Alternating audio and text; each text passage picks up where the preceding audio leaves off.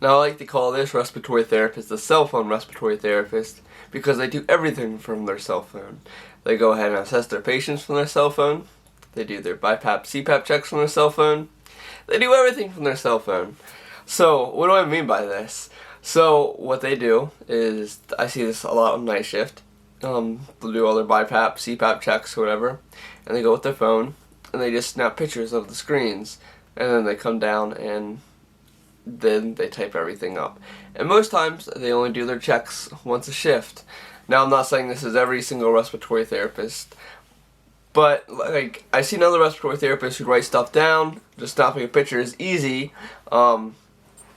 However, as long as it gets deleted, that never gets leaked out, whatever, no problem. It's just settings, doesn't have anything to do with the patient.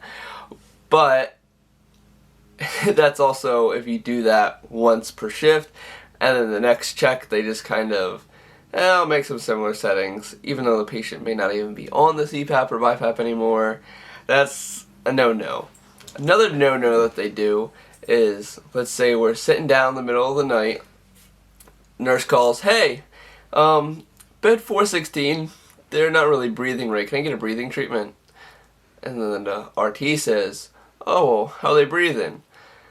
Nurse, I think that they have some wheezes. Okay, well, are they upper expiratory wheezes or regular wheezes? I don't really know. So the RT says, alright, I'll be up in a little bit. Hangs up the phone, doesn't go upstairs to check the patient out for about another 3 hours. Why? Because the nurse was very vague with all her answers, and the patient can't be in that much distress. I'll get there when I get there. So, no. This is not what you want to do. What I typically do if I get a call for PRN, it may sound like a BS call because I get tons of BS PRNs just because the patient's snoring wrong or something. But anyway, I go up there and I assess my patient. I generally wake them up and say, hey, how's your breathing, whatever. I take a listen to them, all their like good stuff. And I see if they actually need or want the treatment. And I'd say 99% of the time I give it. It makes the nurse feel better, it makes the patient feel better, whatever. It could not be doing anything, but it makes everyone feel better, so.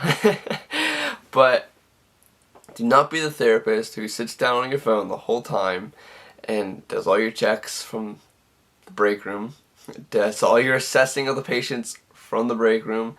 That is a huge no-no, because you're there to work. You're there to see these patients and make them feel better. You're not there to be on your phone or on your laptop while doing other stuff, while charting, whatever.